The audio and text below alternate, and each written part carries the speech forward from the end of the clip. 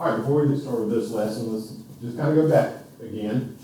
Lesson 10.1, that was the distributive property.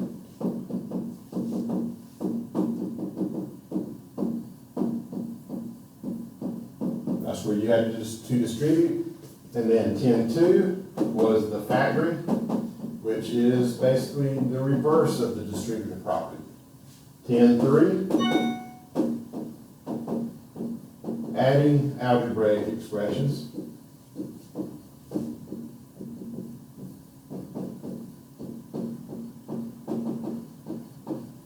And then today what you're going to work on is subtracting algebraic expressions. Now the adding algebraic expressions is easy. The subtracting algebraic expressions, it is also easy, but there's something that you need to think about as you go through this. And so that's what today's lesson is going to focus on. So these are the four areas after today that we will have talked about, and then we'll move on to the next section. So for today, our central question is, how can I combine like terms to create equivalent expressions? So if you'll copy that down. And then our topic is subtracting algebraic expressions, and this deals with digits 10-4. And as always, pause the video and start it back as you need to. All right, to start off with, subtracting algebraic expressions. If you'll copy this question now, how do I subtract algebraic expressions? When subtracting algebraic expressions, you must distribute the minus sign as you remove the parentheses. So, when you have expressions that you have to subtract, you have to apply the distributive property with the minus sign. So if you'll copy this down, and then I will go over and explain what that means.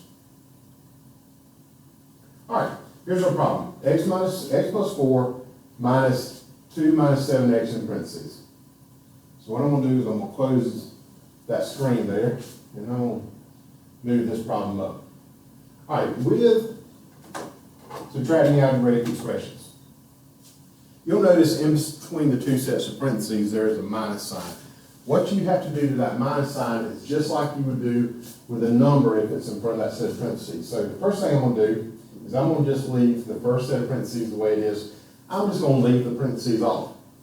But what we have to do with this minus sign is we're going to distribute it to each component on the inside. So I want you to think about it like you're multiplying that negative times what's in there. So we're going to distribute this, and that's going to make that 2 in there become a negative 2 or a minus 2.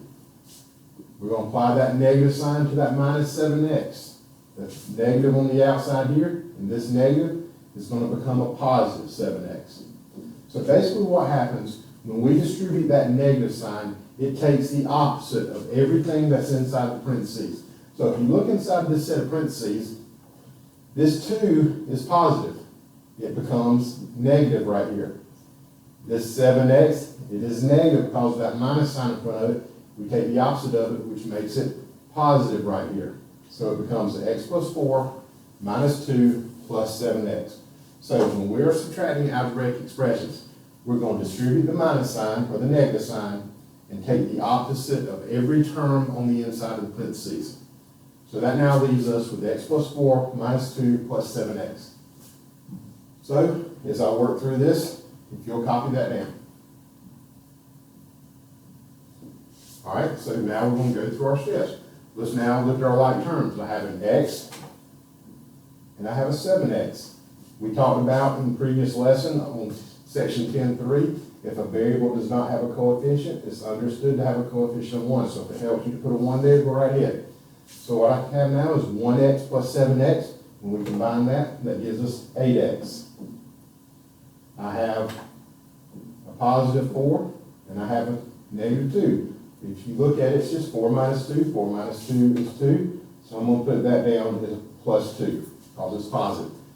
That leaves now 8x plus 2. The 8 has a variable of x, the 2 is a constant. We cannot combine those with each other, so 8x plus 2 is our final answer.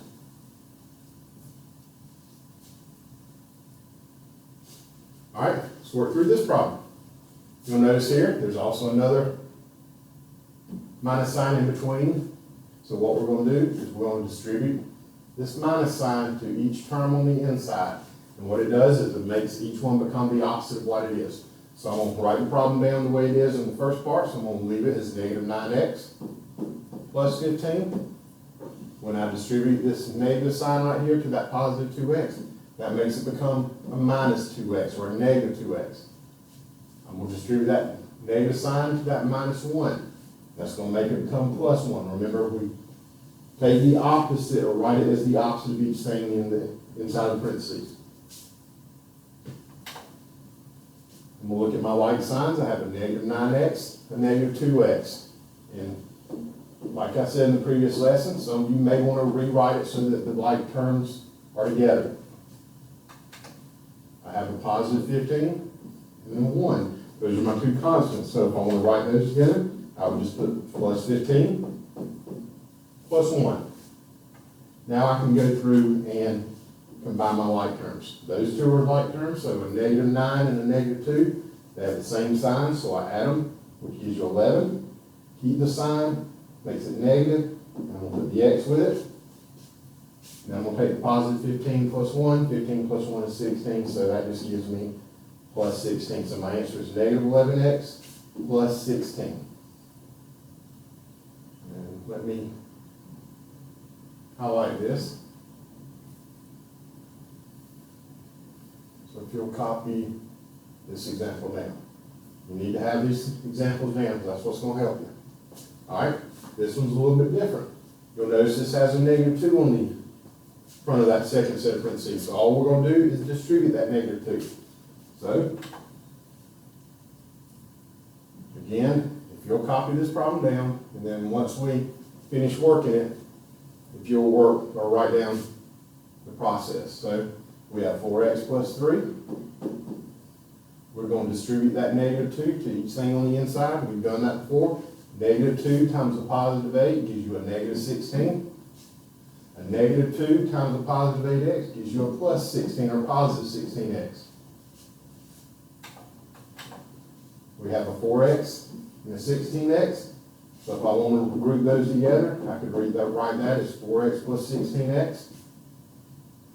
I have a positive 3 and a negative 16. If I want to group those together, I can say plus 3 minus 16. Now I can combine my like terms. 4x plus 16x, like terms, so I add the coefficients, so it gives me 20x. I have negative 3 plus 16. Those are different signs. Different signs mean subtract, so 16 minus 3 is 13. Take the sign of the bigger number. 16 is bigger than 13, so that makes that a minus or a negative 13. So my answer is 20x minus 13. And I'll go ahead and highlight that. That way you can have this as an example. All right, let's go through this one. It's not going to work any differently with fractions or decimals. We're going to do the same thing. All right, so I've got 3.5x.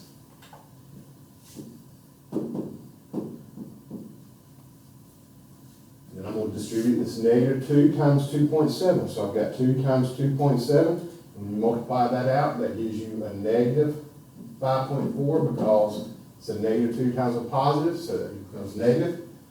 I then distribute that negative 2 times 0.25. 0.25 times 2 gives you a negative 0.5. Let me turn my board on and off real quick, it's messing up.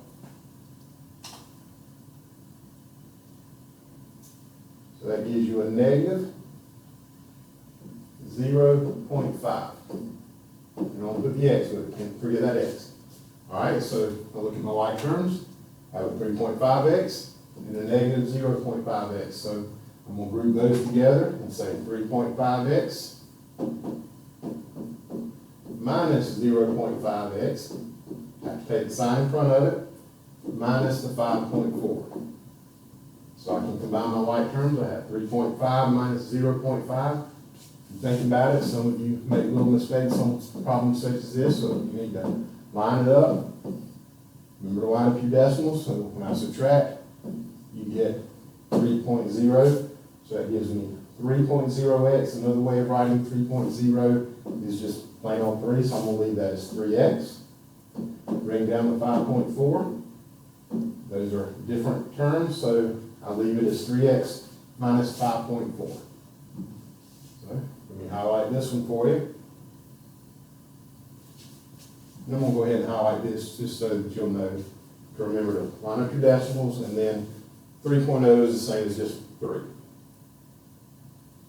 All right, it says rewrite each expression without parentheses. So what I want you to do is, if you will go through this, and if you will rewrite these, not work them out all the way, but just basically writing it as to what it would look like in the very next step.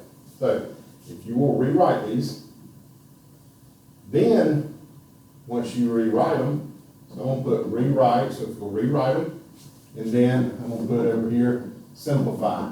So don't just simplify, I want you to rewrite it first by distributing, and then simplify. So if you'll do this, this one, and then basically fill in the blanks with what it would look like when you distribute, and then simplify. So I'm going to put a star there so we'll know to go to that one when we go over.